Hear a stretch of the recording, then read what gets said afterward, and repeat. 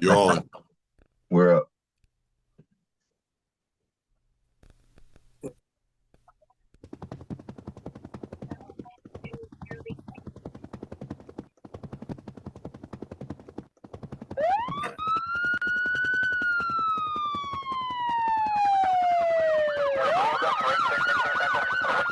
Negative, say nothing further, just take care of me on the corner.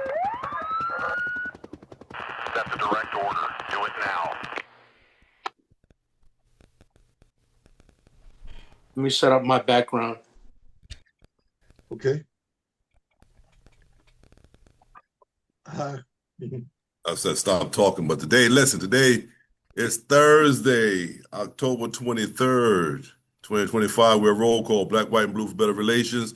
I'm here with a few of my friends. I got Will Quick, D. Schoon, Rich Jordan, Derek Williams, Mark Matthews, and William Herrera Cheech. We got a show set up for you guys.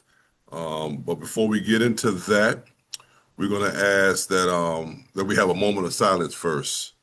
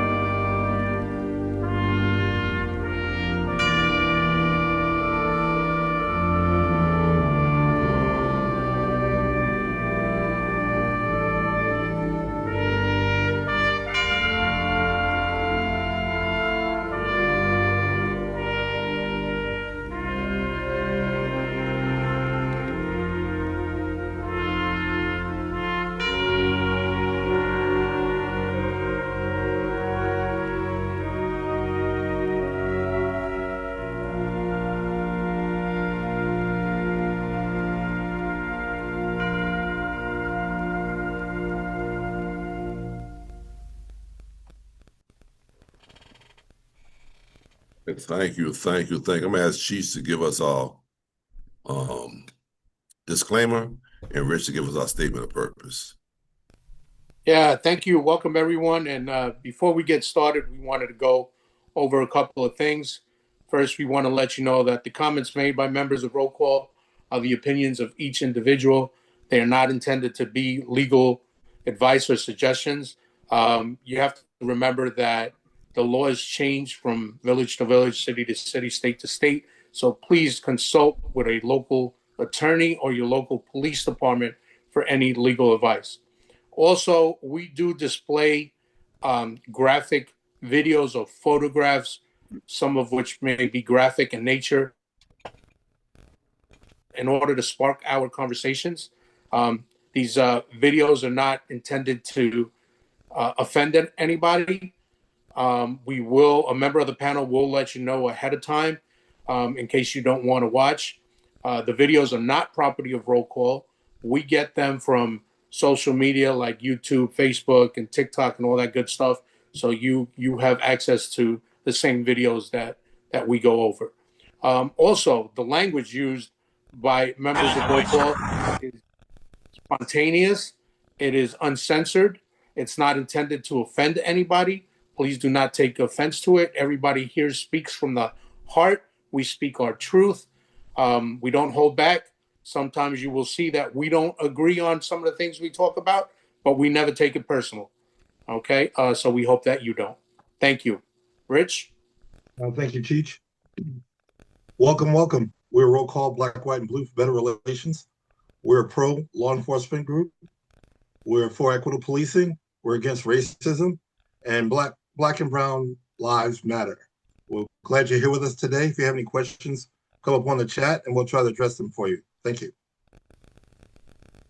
All right, thank you so much, Cheech and Rich. And they're right with you. If you have something to say, please write it in the chat, and we'll try to get to it. I'm gonna try to monitor it as well. I'm actually doing something else today, so we have Will be hosting us today, directing our conversation. And you see, we only have 7 of us here on today, but let me tell you this: we have 7 powerful voices right here, a bunch of information and knowledge sitting right here. So I trust each and every one of these brothers right here were giving us good information. And the information that we try to share is information to keep us and you safe, your families, your loved ones safe. So before we get there, let me just say this: we're praying for Orlando and JT. We're praying for Dave. We're praying for all those who are sick, and those who are shut in, those who are rebounding. We're praying for Cheech and his family with a situation that he's dealing with even right now. We're praying for his family, praying for all of our families, because today it's one of us, tomorrow is the other one. So let's keep that in mind. Never hope for something bad for anybody else, because you will end up in that situation yourself. But we're glad that you guys could join us today. And I'm going to turn it over to our host. I don't think I forgot anything. If I did, someone please remind me. But until then, I'm going to turn it over to our host real quick. We got things lined up. Something else may jump in, but we got things lined up, and Will's going to take it from here. Thank you once again, Reverend Don. I appreciate it. We are Roll Call Black, White, and Blue for Better Relations, and we are very appreciative for our audience that tunes in with us week in and week out. Bring in a new face. We try to bring informative discussions and to extend that discussion to our audience in the best interest of making sure we share useful information and understanding about things that are happening around us, particularly involving law enforcement and the community. In addition to the prayer request that you heard, Reverend Don, keep in mind this is still Breast Cancer Awareness Month, as I wear this shirt representative of my wife as a breast cancer survivor, and so many other powerful people who have gotten that diagnosis and fought the good fight to recovery, and then others that unfortunately are no longer with us, but as we say, they are in a better place. So we give honor to them for their courageousness, and keep in mind, let's always stay in a place of uplifting one another. That being said, we got a good group of fellas. Do you want to get us right into the mix? Hold on, I think Richard's got his hand up real quick. Oh, I'm sorry, my bad. Go ahead, Richard. Oh, yeah, I just want to say real quick, thanks a lot, D, for including La Mesa PD in the moment of silence. That was Officer Lauren Craven. This is my neck of the woods, La Mesa PD. She lost her life on the freeway trying to help a motorist that was trapped, and they both got hit and killed. So sad event this past weekend. Thanks. So that's always a rough one. As we said, you spent your career in this business. Everybody is family. So let me say something real quick, and then I'll get started with the video, if that's all right with you, Will. Okay. Go with that. That's just real cool. Quick. Those pictures that come up, you guys feel free if there's it don't have to be that week. I try to catch everybody. Literally, I know it seems like a lot of pictures, and so people can understand those are the people that passed away just since our last show. I try to keep it updated. Every once in a while, we may forget one, or somebody won't send me one late, but I want to include all officers and loved ones. We have some military guys in there. If you saw one picture in there, it was the first African-American police officer in New York City. They came on in 1911. Oh wow. Right. So and just to see, I've been reading about his career and just it's just amazing. So I want you to feel free to send me those photos because we want to take a moment just to honor those that have served, those that have made the ultimate sacrifice um, during this week. So you feel free to send those to me. Also, I just took a look at the chat before we get started so we don't forget because we want to include you guys. Donald Yeah. Coleman, Natasha Jackson, Beverly Harrelson Wells, Sylvia Butler, Ruth Caffey, and Richard Bowden. As they come up, we're going to try to welcome you in. Feel free to, like they said, put a comment in. Let us know what you think.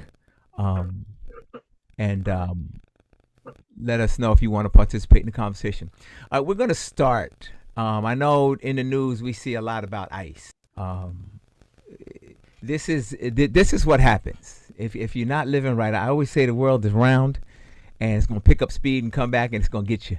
A lot of these ICE agents are doing some not legal things, and they're going to come back to bite you.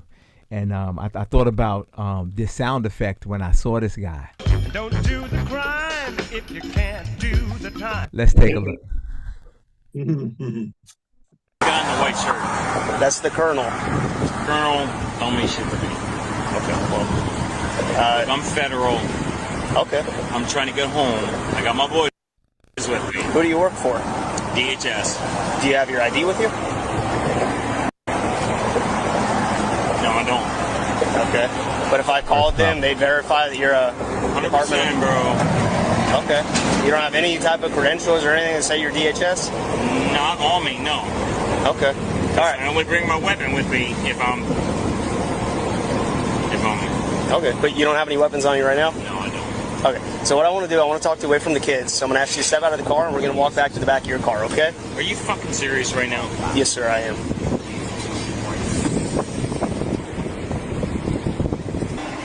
You know what? Call my supervisor. Okay. Do you want to do the exercises or no? I'll do it. But you know what? What's homeboy doing down there? You know, guys, come on. Make sure we all sit before we start off the water. You don't want to get hit. You don't want you to get hit. That's why we're trying to do the exercise. That way we can move on. Are you Haitian? That's nothing to do with my wrist, buddy. My question was, are you Haitian? It doesn't matter. It doesn't matter where he's from. Okay. Look, man, I really need you to do the exercise. If you don't do it, then I'm going to say that you're refusing to do the exercise. I get it. You need a minute. I gave you a few minutes, okay? But Let me talk to your supervisor. not right now, sir. Yeah? If you're a cop, whatever. Yeah, I'm a fucking law enforcement, Okay, dude. then stop talking and sit in the back of the car and stop. Stop No. this. Come on, let's go. Stop this. What about my kids? We're gonna take care of it. No, But I'm first not I need- going in there. Let me talk to your supervisor. Again, you can talk to him in a second. Nope. Not going in there without my supervisor. Okay, let's go to the other side. Come here. Come on, man. Don't pull against me. Let's go over I'm here. not moving. Bro, don't fucking do this. Let's go. Lane. Okay, I'm gonna... Hey, come on, buddy. We're not doing this. Come on. Let's go. So you guys are fucking shut. Come on. Put your feet in. Stand up. Stand up. Come on. Stand up. Put your feet in, man. No. Man, Put don't be your a feet kid. in. Come on. Stop. Where are my kids? Stand up. Put your feet in. What? Put your feet in. Put your feet in. You don't want to make this worse already. Come on. Come on, man. Let's go. You gotta sit in the car, man. Going to jail for DUI, which is a misdemeanor. If you don't cooperate, you go to jail for resisting. It only makes it worse. Come on. Put your feet in, buddy. All right, your kids will be fine. This will pass. Listen to me. No, sir, not on the side of the road. Come on. Let's go, man. We gotta sit down, Scott. God damn you guys.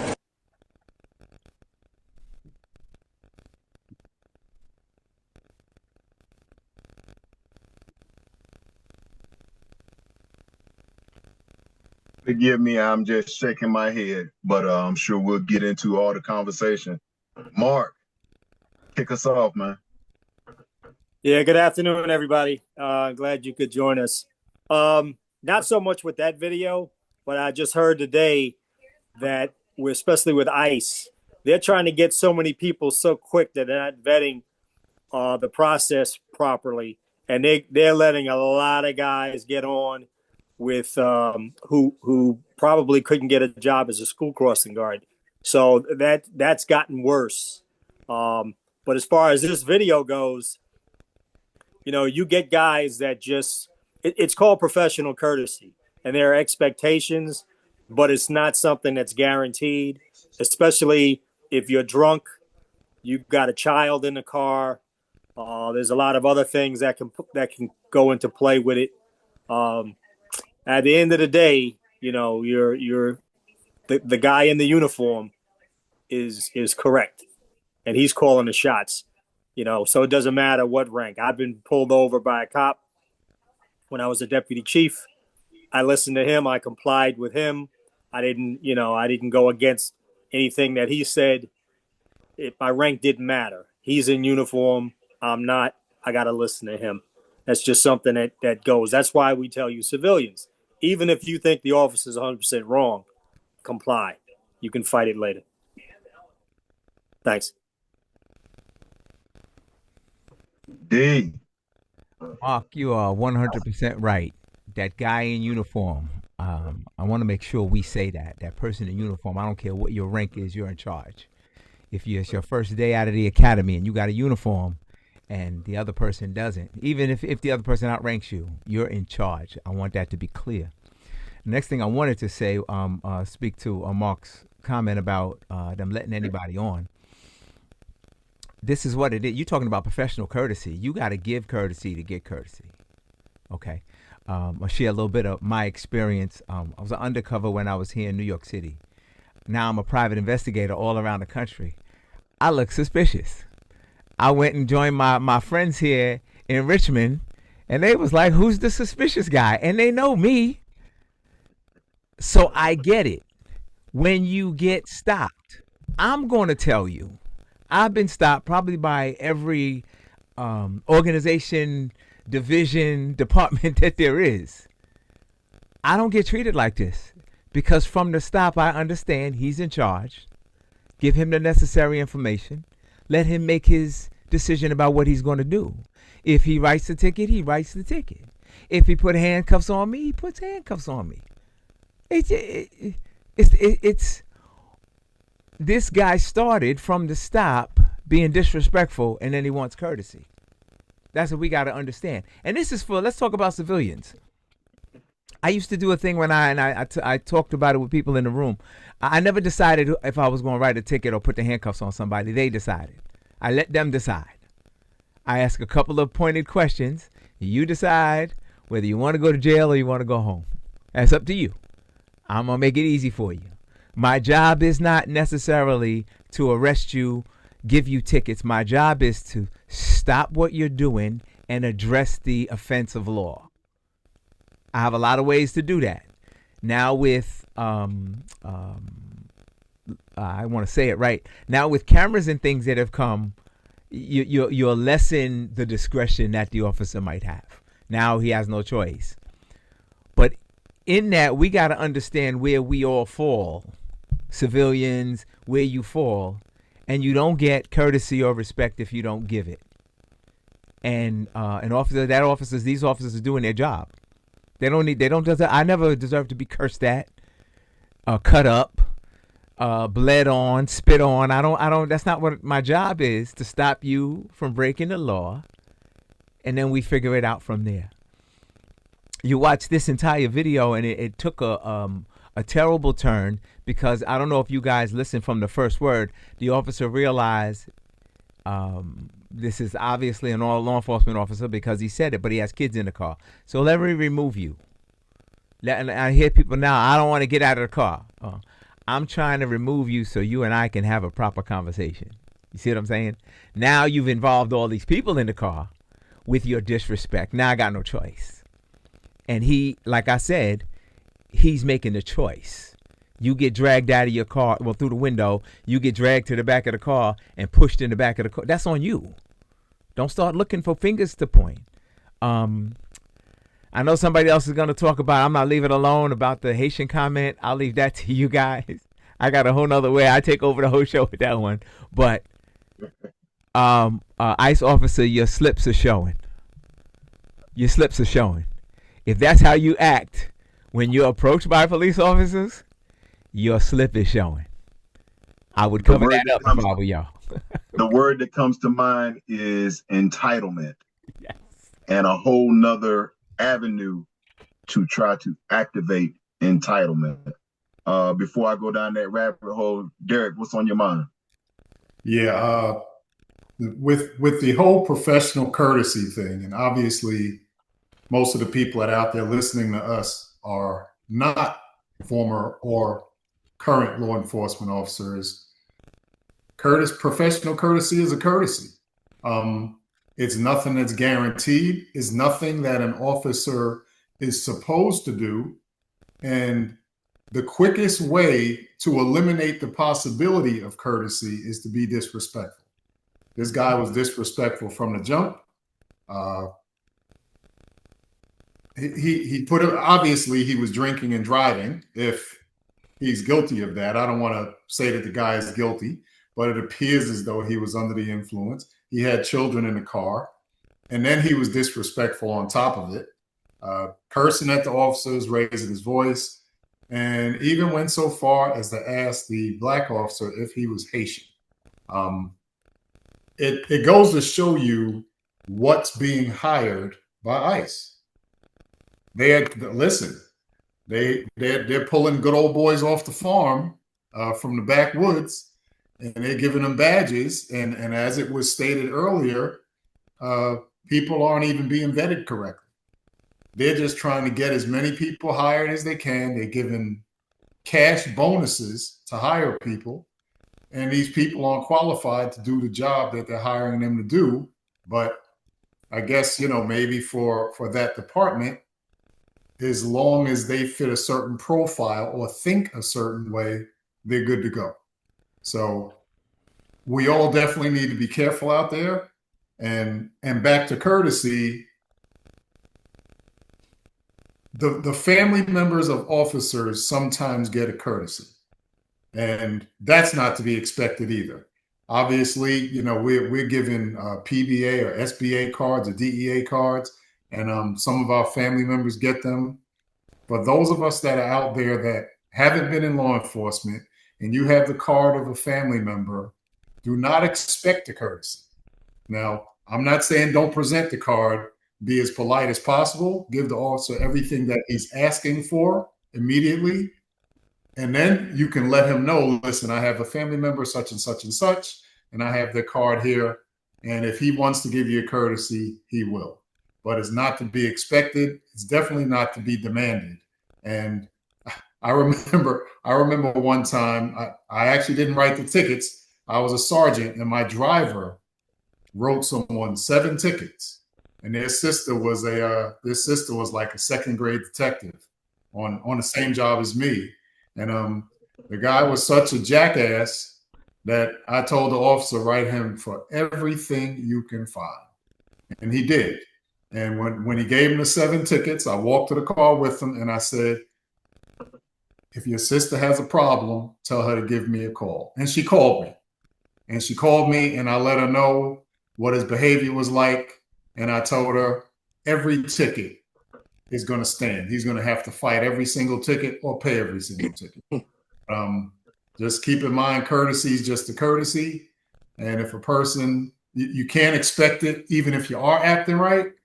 If you aren't acting right, expect for there to be no courtesy.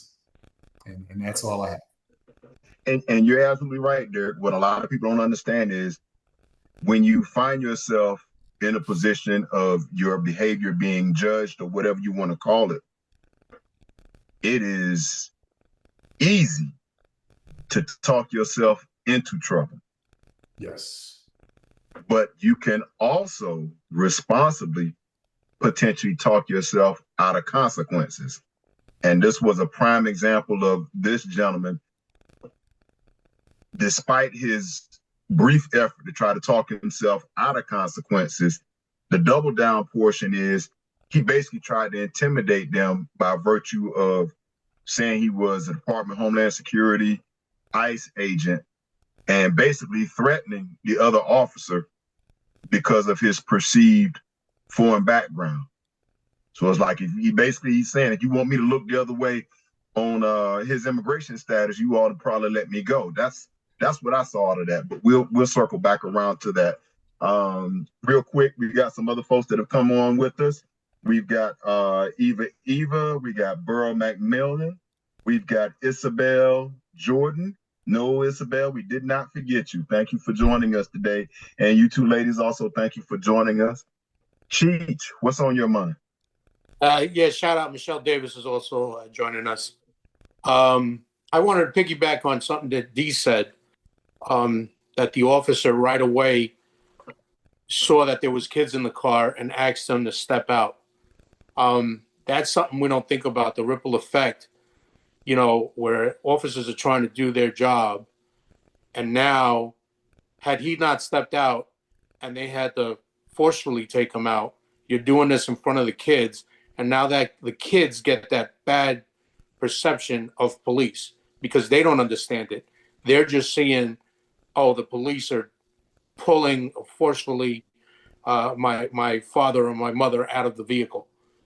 When you brought that upon yourself, when you put the officer in this situation. So that's just, I wanted something to point out that if you got kids in the car, don't make it worse. Just like the officer told them, don't make this worse. It's a misdemeanor. It was something small, and you're making it bigger, and in front of kids. That's the, the really bad part about it is that all this was in front of kids. Very much so. Very much so. Mark, we're back up to you, sir. Yeah, just two real quick war stories. So I was in this state. You might have heard of it. It's called North Carolina. And I got stopped by a trooper. And let's just say I got locked up. And I was a cop. So there was no and I was not disrespectful. I complied with everything. I have no reason to lie. Otherwise, I wouldn't tell the story. But that was just his decision. And he took me right to court. Judge came out in his little robe and sneakers. Oh, you cop from New York? Oh, you got money on you? Blah, blah, blah. And he treated me like a criminal. Oh, if you don't pay the bond, we're going to notify your job and have you. I said, listen, I got stopped for speeding. Now you're making it a big thing. Like, just tell me what I got to do. So that's one side of the story. Another side of the story. I'm driving down the street in Hempstead working. I see this person who's like, you talk about double parked, and there was no car to her right. And she stopped, and it's snow. So I'm trying to be nice, and I pull up to her, and all I say to her, she was a young girl, ma'am, do me a favor. If you're waiting for somebody, just pull to the curb so nobody hits you or sideswipe you. Man, I got so much attitude, you would have thought I got out and smacked her. Finally, I back up. I turn my lights on. I pull her over. Long story short, she tells me, oh, my dad's a detective in a certain agency that works with us. The way she acted and treated me, I said, okay, no problem. Wrote her some tickets. Let her know. If your dad's got any questions, have him contact me. No sooner did I get to the headquarters, father calls up. He was respectful, but he's agitated. You mind telling me why you gave my daughter a ticket? So once I explained it, all he could say was, that's my daughter. That's my daughter. He understood. He's like, all right, I appreciate it. So, like I said before, it's not demanded. You did nothing to gain a courtesy. It's a request, or it's just something that's given to you because you treat him professionally. He's gonna treat you professionally, and it's not with just police. Every profession has courtesy. So don't even make it like we're getting away with something. Every profession recognizes their own and gives them some type of courtesy. But if you're disrespectful, it doesn't have to be given. Thanks. I hear you, Mark. Let me ask you a question, Mark, and obviously you can defer, because when you mentioned about what happened to you and it happening in North Carolina, was it in a larger city or a smaller, more rural area? Well, it was on I think it was either on 95 or 85. I think it was on 85.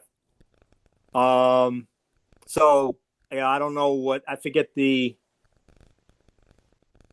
area that I was in, to be honest with you.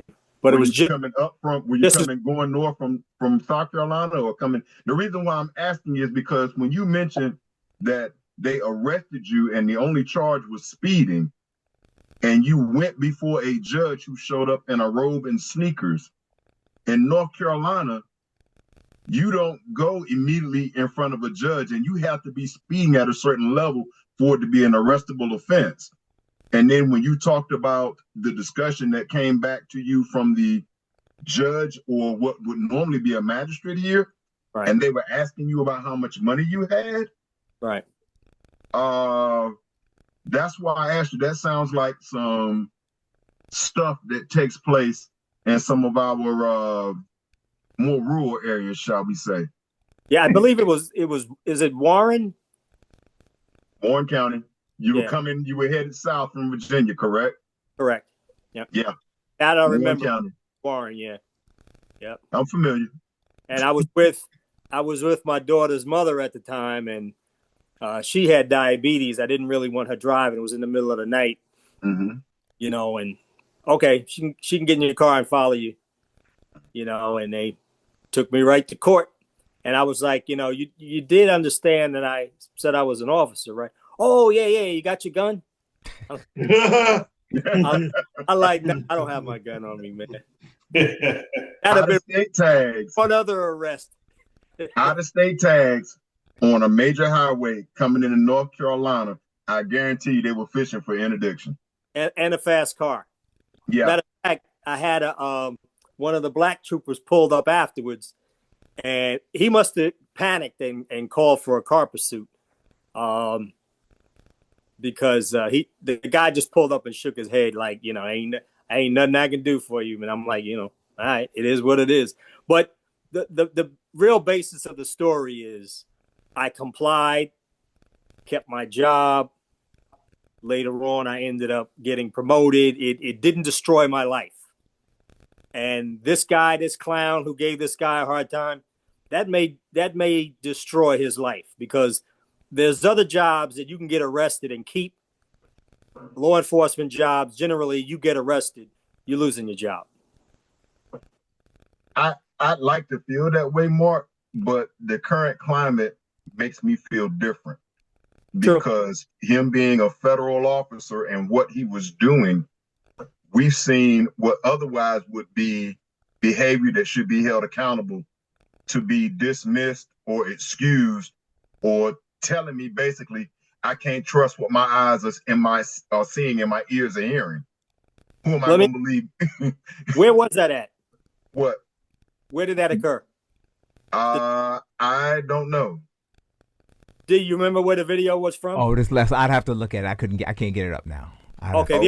The only thing I would wonder is if they have a law similar to what we have in New York, which is the Leander's law, where if you have a child in the car and you're driving drunk, that ups the charge, and it becomes serious. I mean, even more serious. You're not, generally you're not walking away. You getting locked up, cars getting towed, and you're gonna be paying out the nose. Donald Coleman asked Mark, "Are you sure you didn't get stopped by Barney Fife and Mayberry?" all I know was it took a lot, and he kept me in the front seat. He didn't put me in the back, but it took a lot of willpower to just sit there. I can imagine. You sharing the cell with Otis, huh? But the bottom line is I knew, you got to think and you got to weigh the odds. And me acting crazy and acting a fool, it would have only gotten worse, and I'm going to lose. And that's what we try to tell you civilians. Even if you think you can beat up the cop, I don't care if the cop's 100 pounds, he ain't got his gun on him. He ain't got his cuffs on him. You know what? You fight him, guess what? There's more coming. And when they find you, it ain't going to be pretty. You got D. Schoon coming down from New York looking for you. You don't want that. Speaking of D. Schoon, you want to comment on that? Yeah, I just want to say a couple of quick things because I had the opportunity to work in our big metropolis. Everybody knows it's New York City, but I've also worked in some northern places of New York, which would have been like Mayberry, only worse. And so people understand, and we talked earlier about a courtesy. Derek said courtesy. Will said courtesy. Mark said courtesy. I just want everybody to know, and this is for the people who are not law enforcement, by him turning on his lights, pulling you over and being nice is a courtesy. By him giving you a warning is a courtesy. Here we go. You're going to get mad at me. By him writing you a ticket is a courtesy. We got this mindset that because I know what I did, what you have to do, I know what you have to do. Please pick up a copy of the criminal procedure law in New York, and I'm sure you have one there in North Carolina. Take a look at it. Those things are courtesies. The reason I said I give courtesy because I understand anything that he does is a courtesy.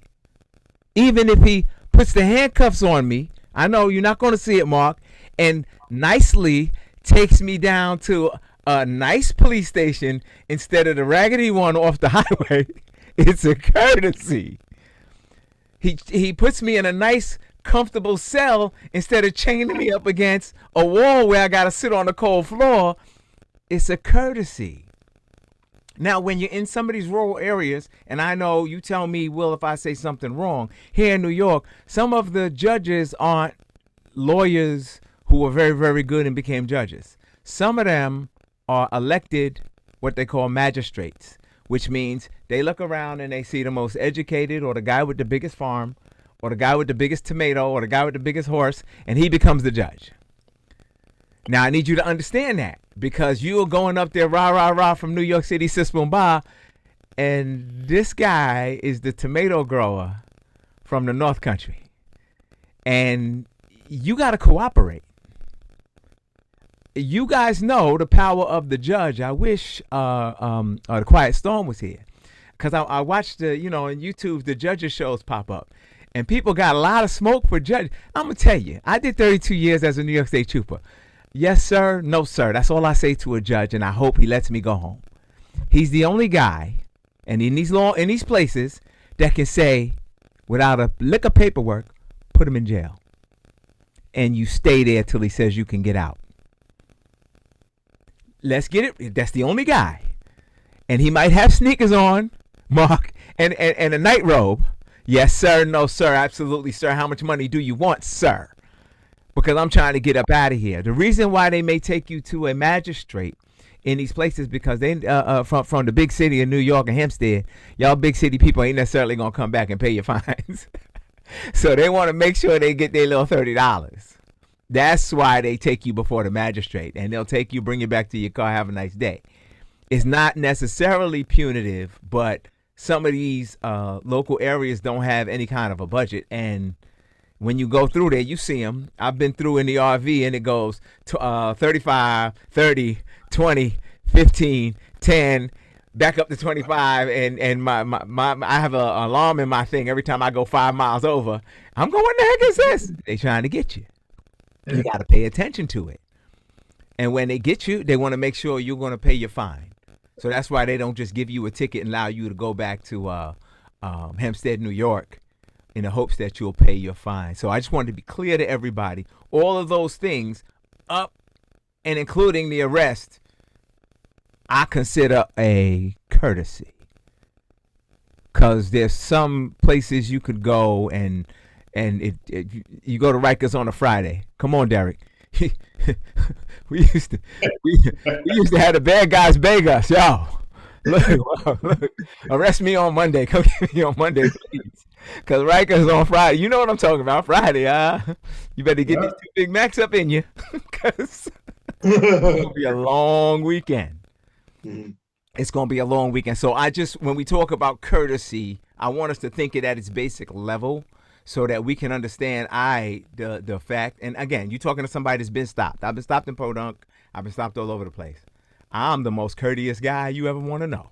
Yes, sir. Absolutely. No, sir. Yes, sir. Absolutely. What'd you say I did? Yes, I did. I did it twice. I did it 2 times yesterday, too. What you want me to do? What you need me to do? Because I'm not trying to go. You know, I'm from New York. I'm not trying to go to Warren County lock up with Otis. I'm not me and Otis. I'm not doing it. What you need me to? What happens? I make sure somebody's got a few thousand in case I get myself caught up. And everything that you do. Last thing I'm gonna say, guys. I'm sorry I'm taking over a little bit, but everything you do is not necessarily you a bad guy. I told these guys when I was driving last year, I messed around and went into Mexico by mistake. It wasn't my fault. The guy was telling me, and I went and you know I travel. I'm heavy when I travel, so I can't go to Mexico. I can go to Arizona, but I can't go to Mexico. And I ended up there they were with the automatic weapon. I gotta be nice, man. I got dance. Yeah. I started dancing. Hey guys, how you? I was the nicest guy I could be. I'm the one that made the mistake. Even though they told me to go that way, that's not how the law works. You ain't supposed to be here. So I just want to tell everybody when we talk about courtesy, think about the officers that stop and they're nice and they're, you know, pleasant. Listen, that's a courtesy, man. Take that and take your ticket. We may have, sometimes you got to pay, sometimes you don't. I've had to pay tickets as a state trooper. I'm going to tell you. Sometimes you get the bear, sometimes the bear gets you. It's okay. You going to be all right tomorrow, right, Mark? Mark only had to do 2 hours, but he's all right. So, courtesy comes up quite a bit in this discussion. A couple of other words I'd like for our audience to kind of gravitate and hold on to, and our officers up here: discretion and discernment. And the reason why I bring those up is because we are in positions with great authority and great power as sworn law enforcement officers. The expectation is that if we're going to be enforcing the law, we need to be doing it as clean or cleaner than the public. But we lose validation with our public constituency when they see us get that courtesy that they don't get. And especially when you're talking about two areas that have probably the most impactful advocacy presence when it comes to law enforcement and criminal behavior: DWIs and domestic violence. And we are dealing with a DWI situation. We didn't even get the benefit of seeing whatever reason it was, whatever moving violation that the officer saw to give him a clue that not only did this person commit this violation, but they might actually be impaired. So we didn't even get the luxury of seeing that. But when he stops this guy, he sees the kids that are in the car. I don't know about you all, but it's one thing to be driving while impaired, and we've all heard our fair share of stories about alcohol-involved fatalities and bad accidents. And you got your own children in the car. This man doesn't think any more of his own kids than to have them in the car while he is possibly impaired. And then he gets out the car expecting a courtesy, and then double down when he doesn't get the courtesy to try to use his federal level of authority to punk local officers. So yeah, I got all kinds of issues with this. Don, what's on your mind?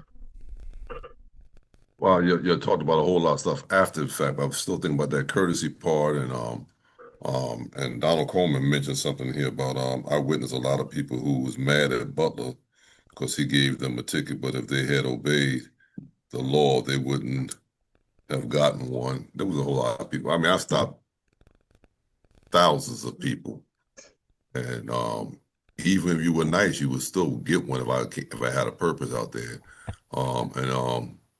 Derek would know that because Derek and I worked a unit called Traffic in the Transit Police Department. And they used to call us 21 Jump Street because we used to wear the raccoon hats, you know, with the tail in the back, and we both looked like we were very young.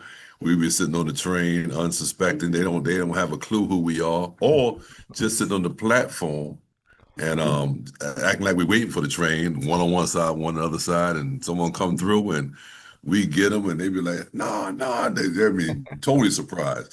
But and Derek, I hope you don't mind, but I remember at one time when I wasn't a police officer and you were a police officer, and we were coming from Virginia, and we were coming through Accomack County, Virginia, and there was a black state trooper that pulled us over and said to you, you identified yourself as a police officer. He said, "Well, that's nice. You can come sit up here with me," and let you sit up in the front seat and wrote you a ticket. Yes, yes, yes. So in the South, they have a different mentality on hospital. Oh, let me change that. Not that professional courtesy. Right. That's the word I want to use. They had a different perspective. I know I heard in Florida, it didn't make a difference. You could be the next county over, they'd write you up. Same county. Same county. All right. North Carolina, it is in some places in North Carolina, the best way I can describe it is it's selective. And you can take what you want out of that. I got it. I read everything you just said. And so again, for those who were never law enforcement, don't ever expect it because you think you deserve it, or because you said that I wasn't speeding, or I wasn't this right here. You know, your best fight is in court, not in the street. Totally. That was Mark. it. I think. Oh, I'm sorry. I just want to make sure I got everybody on here. I know Isabel said you didn't recognize her in the beginning, so make sure you recognize Isabel Jordan. That's Rich wife, and we don't need Rich coming at us, tearing us apart. You know, Rich 300 plus pounds. We don't need all of that. Why you got to put your business out there like that, Rich? You don't know that. Small thing to a giant. Oh boy, Mark, what's on your mind? Yeah, you know, you mentioned courtesy and professional courtesy, but I beg to differ with that, Will, because there were plenty of people I stopped and didn't write a ticket. There were plenty of people that I dealt with that I didn't do what I could have done. So depending on how they approached me, now Donald was in a different situation, and so was Dee. So I can't speak for them, but they were in a unit where they had to enforce the laws. That was their main focus. So they were more apt to write. But me in patrol, you know, it was just another job. I got a call right afterwards. I can either write this ticket, somebody else takes my call, or I give them a break, a number of reasons, or the person's super polite. You know, maybe they honestly made a mistake and they can explain it, and I'll give them a break. So that being said, I do want to talk about, especially to our audience, we talked about within the United States, and Dee touched upon making a mistake and going into another country. Well, I just wanted to emphasize, when we go on those cruises or on that airplane and go to a different country, trust me, people, it's a whole different world.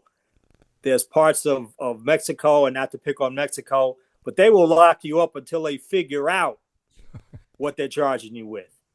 And there are other places like that. And you have to be careful. There was a time I was on a little cruise. I was in Mexico, and I was on a cruise, and this guy was acting a fool. You know, and I was like, he was really pissing me off. And I, just out of curiosity, I asked the steward on the ship, you know, what happened if somebody knocks the crap out of this guy? Oh, no, my friend, you're on vacation. They'll lock you up. They'll do this. They'll do that. And he painted a picture of horror. You know, not that I was looking to entertain this foolishness with this guy, but I was just curious. You know, it made me curious because the guy was nuts. He ended up, as the ship docked, climbed over the rail to get onto the dock. That's how crazy and drunk this guy was. But I just want to say, and I'll say it again real quick, because I know Rich wants to move on. When you're out of the country, be double careful. You think it's bad in the United States. It's bad out there. There'll be people not looking for you. And be, oh, we don't know where we don't know what jail it's in. So just be careful when you go on these trips too. Richard Bowden says, down south, I drive with cash in all pockets. If the magistrate asks how much cash do you have, you tell them how much you have in one pocket. That's your fine. Never tell them the full amount of cash. They will break you. That's exactly what I did too. I was starting my vacation. Next thing I know, I'm like, if I tell this guy all the money I got on me, it's gone. I'm gonna be collecting bottles on my vacation. That's a good. I agree. That's a good point. That's a good point. Dave, you ready to move on to the next video? Yes, we are. But I want you to keep in mind, maybe one of these weeks where you or Rich have it. Let's because a lot of people think about that we're just hanging out there when we were out there stopping and writing tickets. I want to explain the process up until what happens beforehand. Like a lot of people think we're just out there bothering people. That ain't how it happens. Trust me, if I got a choice not to bother you or just go 8 hours and then go home, I'm going home. But I wanted to explain that, but I'm not going to do that now because it's going to take the point. It's going to take forever to explain that. But our next video is going to take us to Bridgeport. I believe it's Connecticut. It just said Bridgeport, but I think it's Connecticut. I couldn't figure it out. I'll show you how things go from 0 to 100 in a matter of seconds.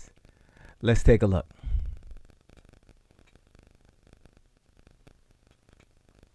Yeah, give it a second.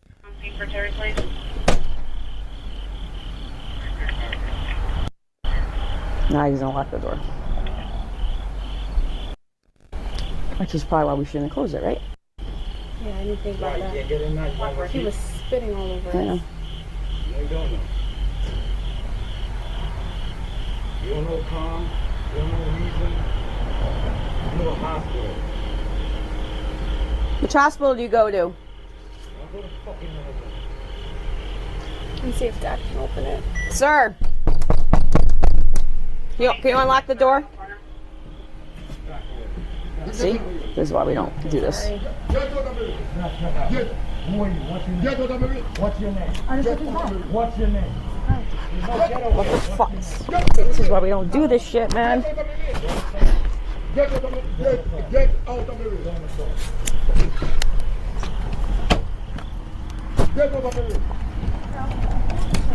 Well, they got keys now. So I'm gonna fucking kill on it.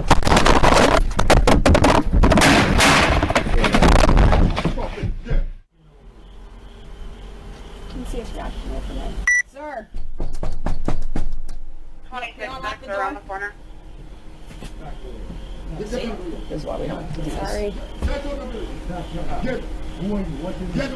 What's your name? I'll just go through the back. What's your name? Oh. There's no getaway. What the fuck? This is why we don't do this shit, man. Get out of the room. Get out of the room.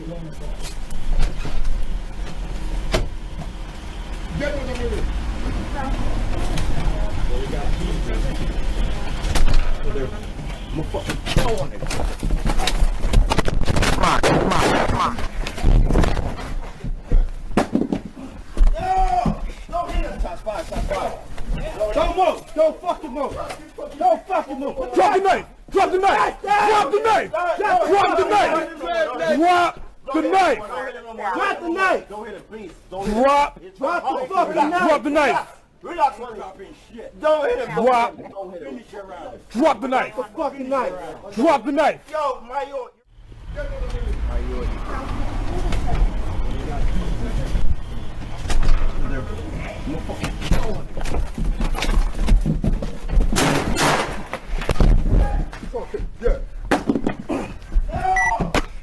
Shots fired.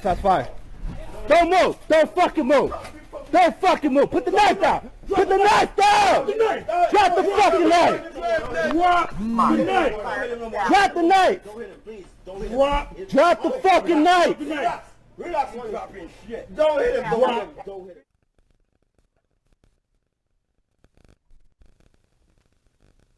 him.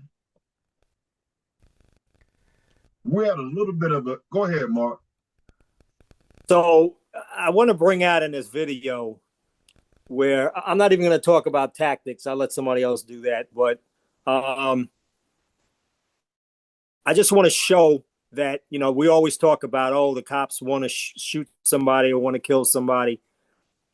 They had ample time especially when he didn't drop the knife, to just keep shooting. So we always say the videos that are out there are bad, but when you compare them to all the stops that officers make that come out successful as far as nobody getting hurt and whether someone gets arrested or gets the help they need, that far outweighs it. It's just unfortunate that when you see the bad ones, human nature is you tend to generalize and think that that's everybody. So that's all I want to say. I'll let Derek go. Yeah, you're up, Derek. The first thing I noticed was the young man had both his hands in his pockets, and I know for civilians, often when an officer tells you take your hands out of your pockets or let me see your hands, it feels a little insulting. But more times than not, it's truly for safety purposes. That was the very first thing I noticed. He was standing there with both hands in his pockets, and I'm thinking this guy is going to have something in one of those hands. And I don't know what the initial call was for, so I don't know why the officer jimmied the door open with her knife. But yeah, she put herself in harm's way by allowing this guy to come out on her, and I think there were 3 officers that were visible at the time. Somebody should have said something to this guy about showing his hands. And that's what I have currently. All right, D, your thoughts. I just wanted to say quickly, we're going to talk about tactics. We always talk about tactics. And I know just for the benefit of people watching, you wonder why law enforcement officers act a certain way. It's because these things happen that quickly. Cover and concealment. We're always we have to deal with whatever situation, but we want to deal with it from a position of cover and concealment. We're going to stand on the weird side of the door. Last week we talked about standing behind the driver's door and certain things that you say, why are those guys, they look weird doing that? It's because of that cover and concealment.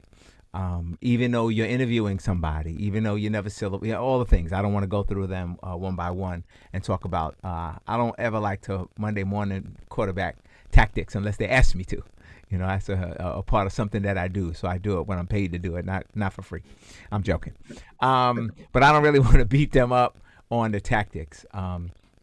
But I just wanted to explain to people why police stand in certain places. Derek said it right. Your hands. I'm a big hands guy. I don't care about guns. Say it every week. I don't care about guns and knives. I don't care about bombs. I want to see your hands. That's what hurts me. Whatever you got in your hands is going to hurt me. That's what I'm first concerned with. And Derek, you're absolutely right. I want to see your hands. What was the, I'd like to find out what was the necessity to get that door open. If I got him there, I can see him. He's contained. I have an advantage. We don't want to escalate it, right? And I think again, I'm not blaming game, but I'm a smooth talker. Listen, hold on, let me holler at you right quick. Me and him could talk through the window. Hey, let me holler at you right quick. Put your hand up here. Let's feel a warmth through the glass. Yeah, let's talk. What's going on tonight? You know what I mean? You can have a whole conversation with him. Dad's inside on the other side of the room, safe. You don't have to get in there in that moment. So there was that insistence, and I just don't know. Again, we don't have the benefit of knowing all the backstory, but I know when I saw it, we opened the door for him. Many times, I'll slow your roll. I'm there with Will. Will wants, hey, hold on, let me holler at him right quick. Let me talk to him first. Come here, sit down with me. Let's go get a cup of coffee. No need for all of this. You know what I mean? You get more honeys, more bees with honey, right? And correct. I think sometimes in law enforcement, we want to do, and that's what gets you caught up. Then that's what gets you caught up. I'd rather us stay there another 3 hours. Watch this, law enforcement guys. I'd rather us stay outside 3 hours, me having a conversation, than one of y'all getting stabbed. That's just me. Yep. I'll talk to him. I'll buy him dinner. I'll talk. Me and him will be. I used to have mental problems before. Hey, whatever. I'll be anything I have to be to get him out of that door or get dad away from him. Or if you're worried about what he's going to do with dad, just like y'all told dad to come to the door, Dad, go out the back and come around. Am I crazy? Dad, Nope. take yourself outside and come on around and holler with us. And then we can figure out what we're going to do. Is there anybody in the house? Does he have any weapons? We got to find that business out. Let's back out of there. There's no need to antagonize him. So I didn't want to beat up on tactics as much as we're always in a rush to do something, and sometimes that can be our undoing. And for that one officer did get stabbed 3 times. And now when we talk about effects, you look at that and okay, they got the bad guy and everybody goes home. Absolutely not. Absolutely not. I've had to do those reports. Absolutely not. Ain't nobody going nowhere for the next 4 or 5 days. We're going to re-report. And it's just getting started. And it's just getting started. So people's insistent that we want to do these things. And then, it's like TV. I'm on to the next case. Not right there. I'm just gonna guesstimate a little bit. You cost each one of those officers a good 1.5 years of their lives. The one officer, the one that got stabbed, probably about 2.5 years of her life, just because somebody didn't take a tick and say, "Hey, look, let me holler at him right quick." So I just want to that insistence is what bothers me. Relax. We got 8 hours. We get some overtime. Relax. So that's all I had to say. Rich. Yeah. You know what? We don't have a lot of information, which kind of sucks because we really can't talk about what the call was exactly, the situation, how it was set up. The bottom line is problematic if you can't see hands of people. But now you got a locked door that's glass, and you got to yell at the guy, "Let me see your hands." Well, now you got to pull your gun out, right? Because you yell into the glass, going to see your hands. He's like, okay. So now you have to pull your gun out and draw down on this guy that's not listening. So, I mean, it's a bad scenario. And like you said, it went 0 to 100. Jimmy trying to crack the door open. I just don't know. I just don't know what the call was. And I think the tactics could have been better. And like Dee said, backing up from that scene may have been better unless the people inside are in danger. So you got that duality. You have to think about, is somebody in danger inside the house? Has this guy already stabbed somebody? I mean, you just don't know all the details, and obviously it was a serious call because you got 3 or 4 officers out there. So it wasn't just a regular disturbance. I don't think, but I just, it's sad when this happens. And it gets out of control. They couldn't control that scene because the guy decided, "I'm going to kill one of you." I don't know. He's under the influence, and I've found that most of my calls where stuff just didn't seem right and it went crazy, usually it was somebody who was under the influence, because they're not doing rational things, So just a bad scenario. And like you said, they used a lot of caution. They yelled at him to drop the knife when they could have just fired, But so they did all that they could do to do the right thing in that situation. So props to them. I can't really bag on them about the tactics. I don't know what the situation was. They did the best they could in that situation, and they showed a lot of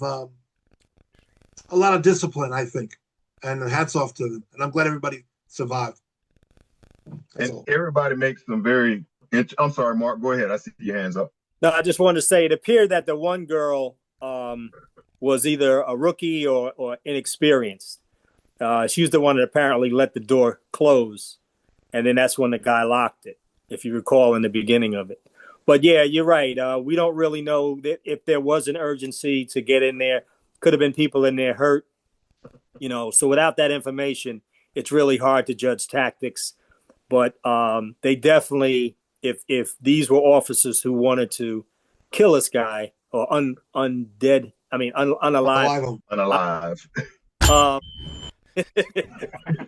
Then they had the opportunity. So it was outside of tactics.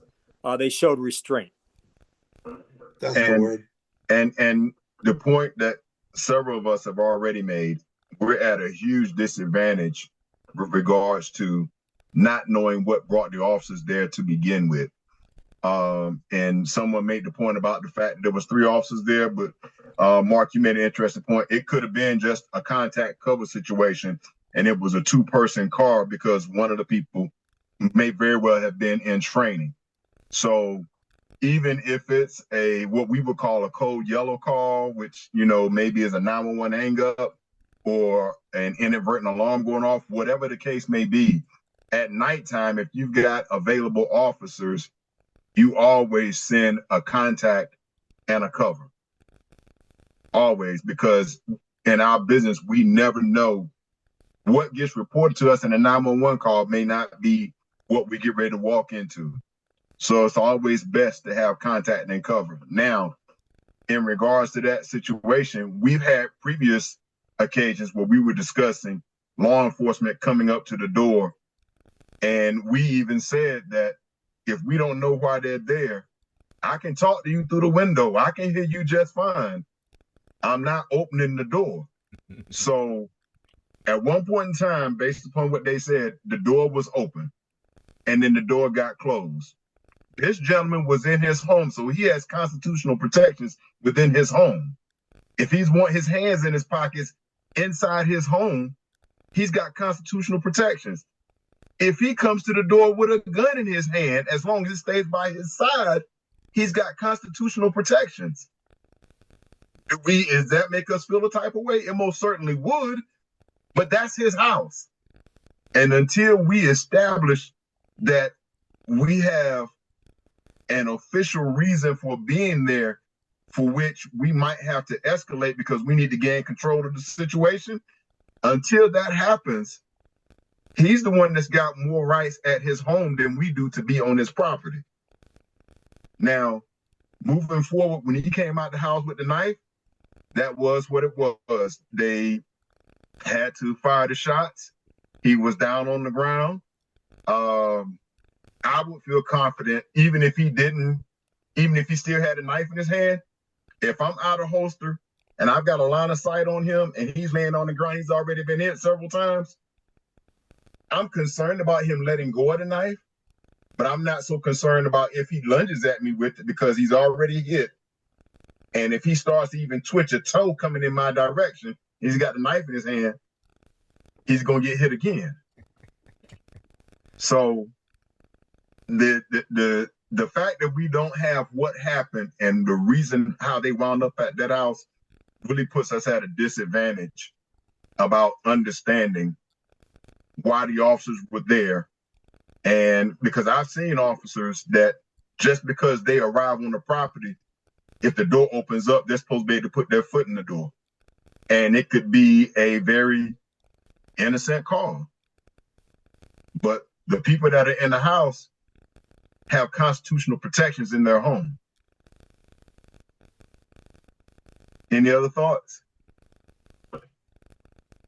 Just that she shouldn't have jimmied that door open. If there were no exigent circumstances, she shouldn't have jimmied that door open. Because particularly with his hands in his pockets, I mean, if he would have had a gun, he could have just turned around and wiped both of them out easily. But you know, like he's safe in there. If his family members are more at risk than you, so be it.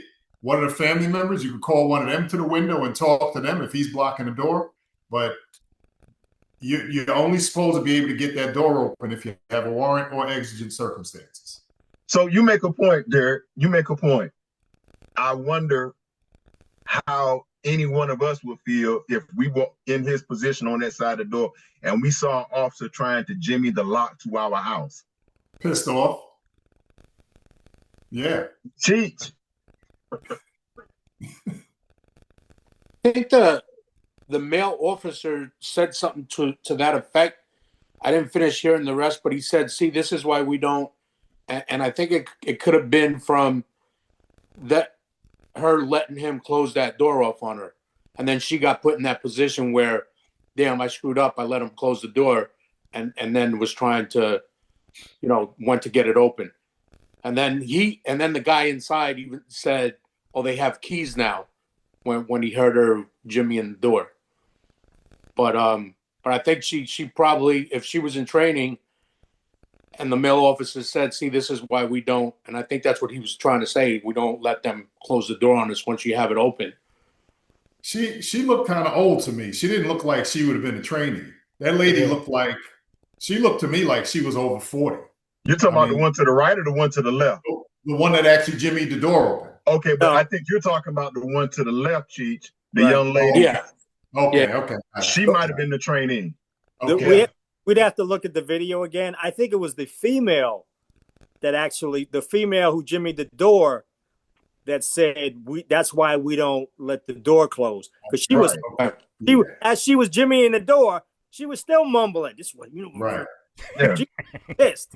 So I think she was a veteran. FTO. And but again, it's a situation where what comes to mind for me is if it wasn't exigency enough for them to hold the scene beforehand, because if it's exigency enough, that option of getting the door closed never even comes into play. No, if it's cracked open, we would have broke the door. Well, we'd have broke the door, or we know going up, if we gain access to this house, we're going in. Mm-hmm. So that makes me wonder what the exigency level was, if any. And if it wasn't sufficient enough to have that plan in place approaching the house, then the fact that they weren't letting you in was the time to back away and figure out, okay, how are we going to do this? Like Dee was saying, ask the dad to go out the back door and come back around. And what a lot of people are going to see is this is or could have been prevented had officers used some other training options from the standpoint of de-escalation. Because as we all said, if we see an officer jimmy our door to try to get past our lock and our house, Derek said it, we'd be pissed off. But because we're the police, we might not respond the same. But imagine being a private citizen, believing that you got constitutional protections against unlawful search and seizure. Something to think about. I sure wish Kyle was on here because I'd love to hear that perspective from her history of practicing law. D, what else you got for us? Wow. Yeah. Yeah. I guess Mark's leading now. No, I'm just saying. All right. Let's go. Cheech, we're gonna need you on this one, man. This is up in Westchester County. They were transferring a guy to a New York City court, and somehow, some way, he had a firearm on him and shot another inmate. Let's take a look. Well, sources are telling me tonight that gun was stashed in this prisoner's buttocks, and he managed to get into this prisoner transport van undetected after he saw a judge. And now 2 police officers are in the hot seat, and another prisoner is in the hospital tonight with that gunshot wound to the leg. Now, within the last 10 minutes, the suspect, Louis Soto, went before a judge for the second night in a row. Pix 11 cameras were the only ones inside of the courtroom. You see him as he was brought in with his hands behind his back under heavy security. He was remanded into custody, and he is now going to be sent back to the Westchester County Jail tonight, 24 hours after this harrowing incident unfolded. The shooting happened while the prisoners were being brought to the jail inside of a Mount Vernon police transport van, 7 o'clock last night. Officials say that the person was shot by a fellow prisoner who'd smuggled the gun into the vehicle on his body. As the cops heard the shot go off mid-ride, they turned around, raced back here to police headquarters, where 5 prisoners were offloaded and secured. Police say Louis Soto was the man who had the loaded .22 caliber revolver. But how it got past multiple layers of security is what's being investigated right now. Soto's a 32-year-old Bronx man who had been arrested on Wednesday initially for allegedly sexually assaulting a minor. Now he's facing multiple charges related to the shooting. As a result, police are overhauling their security protocols, knowing full well how much more serious this could have been. He seen the judge reprimanded him to Valhalla. So that means he stood before the judge with the weapon on him. He got in the transport van with the weapon on him. So all them times they never patted him down, that weapon was still on him. That's unresponsible, it's unacceptable. The use of the department's magnetometer handheld wand is now mandatory for all new prisoner processings. The use of it was optional previously. Well, prior to this, the Mount Vernon Police Department was under scrutiny due to a DOJ investigation about unlawful strip searches here at the police department. But now another overhaul is underway as 2 police officers have been put on desk duty while the investigation continues. Live in Mount Vernon, I'm Anthony DiLorenzo, Pix 11 News. All of this. Rich, bring it. Well, the term is Kiester. We used to use it all the time. Oh, he had a Kiester. Oh, we located it, blah, blah, blah. A 22 Kiester. Bad news. To get that far, I mean, but like he said, they solved the problem with the metal detector being used next time. So that's good, but that was bad. That's all I just wanted to.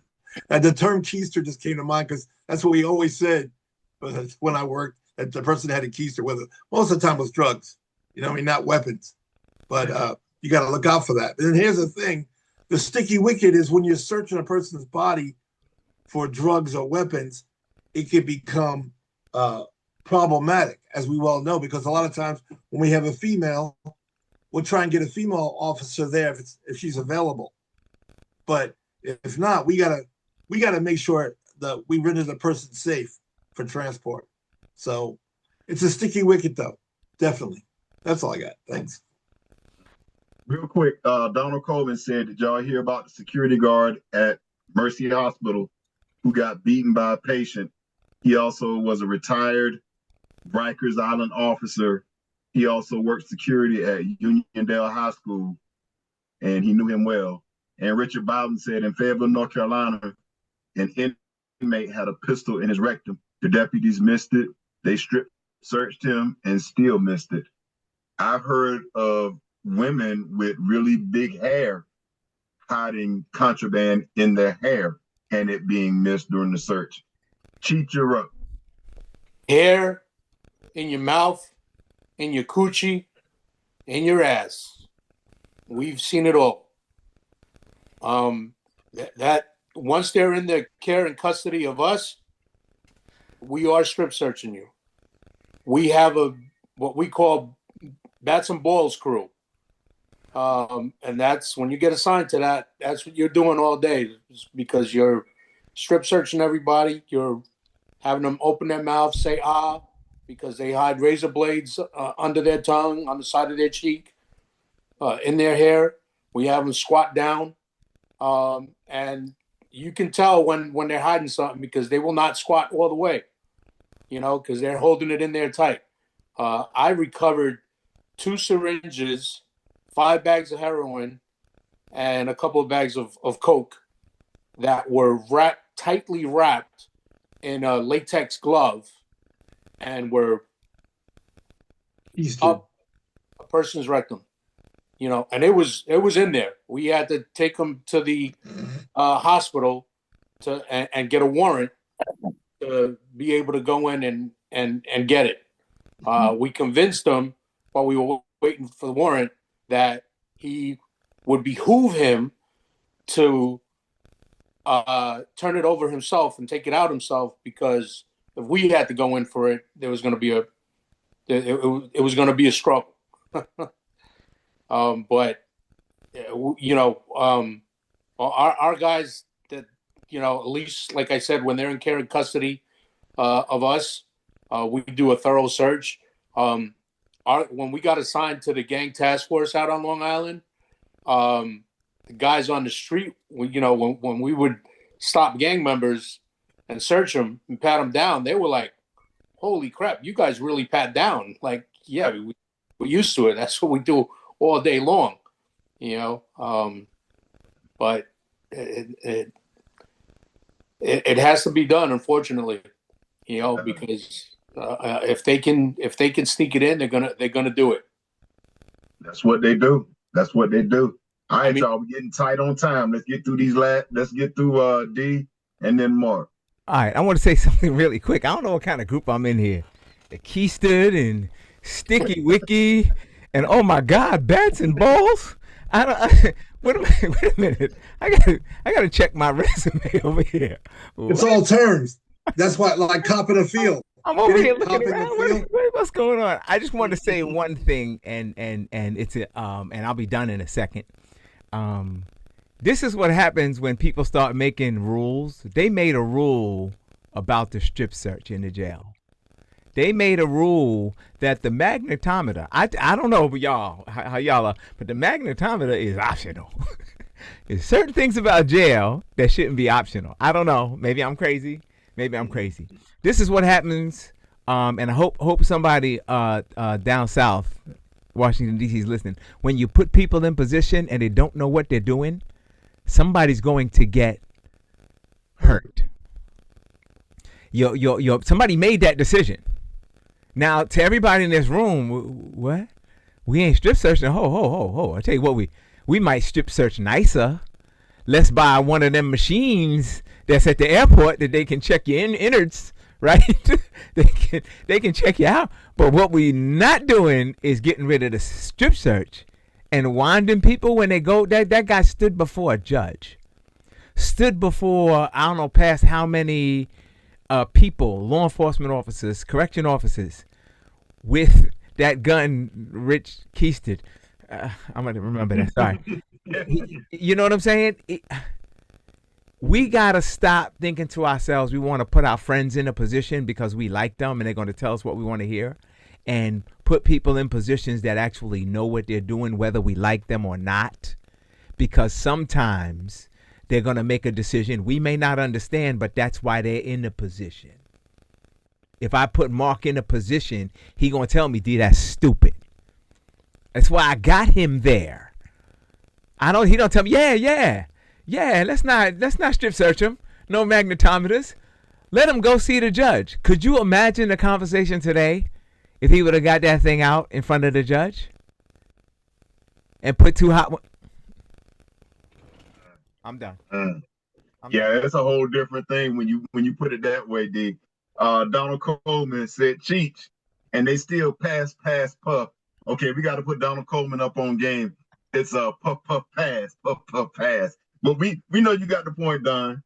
Kyle says it may have been a funding decision, and I completely see her point. A lot of changes, procedural or equipment-wise, when it comes to law enforcement or any security environment, is one of the first that gets chopped when it comes to budgetary constraints. Mark, what's on your mind? Yeah, let them. I agree with everything Dee said. Let them kill a judge, and they'll find a better way. Dee basically covered it.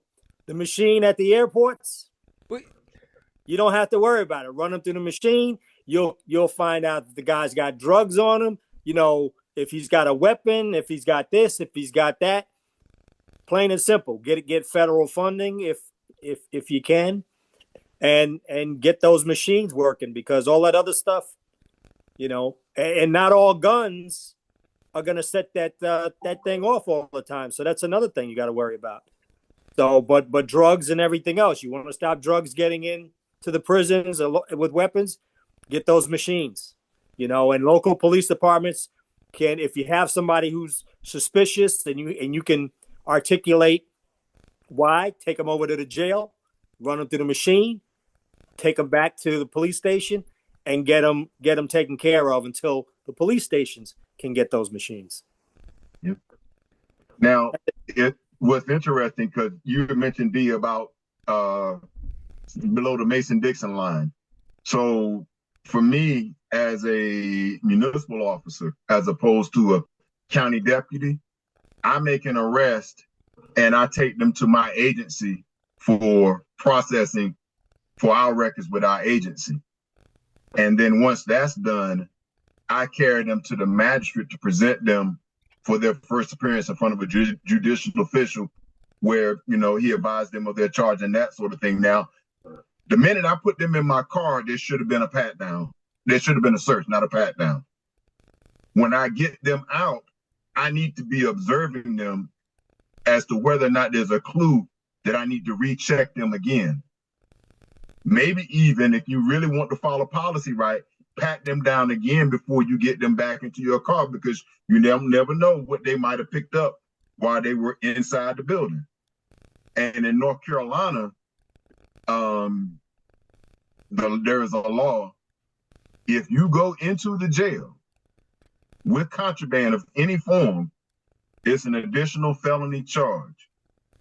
So a lot of the cats down here know if they're holding on to something and we miss it, and they know they're going into jail, the jail is going to have them. I mean, there's not going to be anything left to the imagination. They don't want to catch that additional charge. So typically they'll let you know. Now, I got a strip search story, but I think I'm going to spare our audience the details behind that. I may hit you all with it after we go off air. But Kyle made another point. She was saying purchase and maintenance of the equipment and its proper use and having staff to use it properly. Once again, that goes back to the budgetary constraint that could have factored into this as well. Anyone else have any other thoughts about this one? Because if not, we are at 4:27, almost at the bottom of the hour. We got enough time to put in our feel-good spot. D, you all queued up? I am. Baby boy is alive tonight due to the help of two of New York's finest. The little boy was choking. His parents were panicked and distraught, but then help arrived. Eyewitness News reporter Josh Einiger with the exclusive story from Queens. Peekaboo. Yay. Asia Rodriguez and Brandon LeBoy are first-time parents. 10-month-old Makai, their greatest joy. Earlier this month, they almost lost him, if not for two NYPD cops who saved his life. Oh, I would thank them. I would hug them. I would not let them go. Body-worn camera footage shows what happened when two of New York's finest answered the call of a baby in distress. Makai wasn't breathing until he was. He's good, he's good. Makai had been down for a nap, Asia glued to the baby monitor just in time to see him throw up and start to choke. She immediately ran to him and called 911. He's my life, and I'm going to make sure that every second counts and make sure that I save him. When two cops from the 115 precinct showed up, one of the officers took the baby, dressed in police pajamas, and patted his back hard, dislodging an obstruction. It wasn't until they saw the video tonight, Asia and Brandon realized how close they had come to tragedy. It's just incredible, like with the right training, to see what they're doing, is just, they saved his life. In those moments, like, you can't understate how good the training that they had is. So it's like, it's an awesome thing to see. If I could see them, if they could come to my house directly and I could shake their hand and hug them, I would hug them. God bless them. I hope that whatever blessings they can be offered in life, that they are offered it, because they did absolutely what they were supposed to do, and my son is here because of them. All New York cops are required to be certified in first aid and CPR, and it sure paid off for these two officers, both of them rookies with less than 2 years on the job.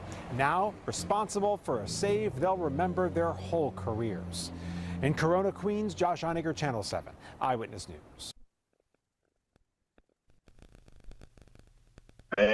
And that is what's up. I love that. Love it. I saw the pajamas on the kid right away before they even mentioned it. So I was like, that's so cool.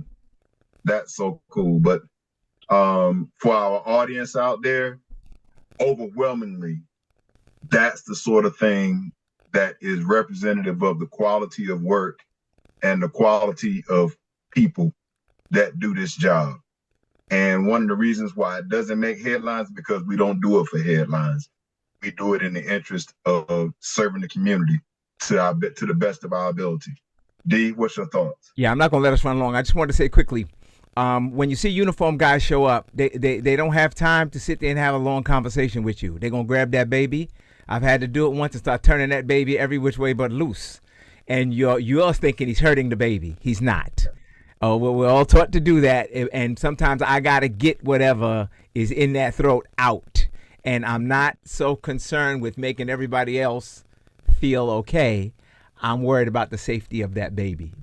So a lot of times I know when we're in these high stress situations, the peripheral people screaming, "What are you doing? Why are you doing that to him?" Let us work. Got a uniform on, let them work. Let them work. Sometimes it's not pretty. Sometimes it's going to be damn right really not pretty. But you got to let them work. That's all I wanted to say, because a lot of times you have people that they just, listen, you're hurting him, and I'm not. I'm trying to stick my finger in there so we can get him to the hospital, if you know what I'm And talking here's a point. And here's a point I'd like for our audience to consider. Get your CPR training, because anytime you're talking about a situation that requires CPR, whether it's compressions, rescue breaths, maneuvers to try to dislodge someone that's choking, the sooner you can get onto that, as opposed to waiting to a 911 response, we're prepared to take it over at whatever level you're at, whether it's compressions or trying to stop someone from choking. We're prepared to take it over once we get there. But if you are already trained beforehand, then that's life-saving measures that can already be put into play before we get there. Anybody else? Reverend Don, you like you were about to say something. Well, I'm ready to close down. It's 4:32, and Okay. my coworker where I am right now, who is a retired registered nurse, worked in different parts of that, was over here applauding what you just said. Will, she liked the fact that be prepared, do something, learn something, CPR, something.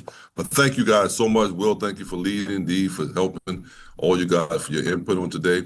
I always know that we always have enough guys that say something, because we have a lot of information here. But I thank you for that. That was a good guy video.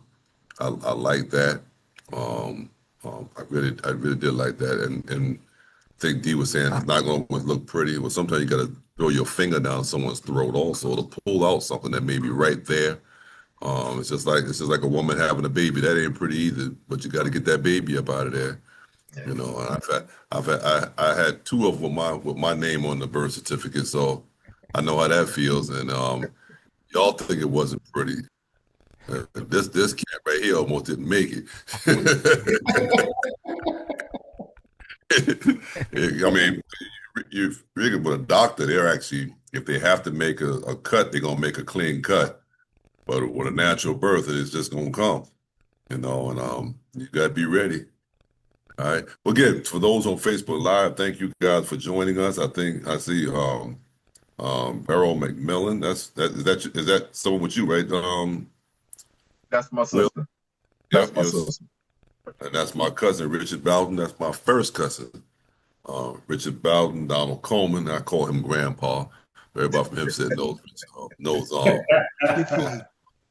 He calls me grandson too. So, and listen, and this started probably about 20-something years ago, when he was probably in his 60s and I was in my 40s. And I used to call him Grandpa because he was in his 60s. Now look who's in their 60s now. So, I shouldn't be surprised someone could start running up calling me Grandpa in their 40s, right? But thank you so much, Dickie. I see Kyle. Melissa Moss. Who? Melissa Moss. Melissa Moss. Yeah, because I was going in and out, I can't get all the names on here. But Melissa Moss, Southern Moss, exactly. Thank you guys for joining us. Thank you guys for being with us. We need you. We need your input also. If you have questions, we're going to try to get to them. But thank you so much.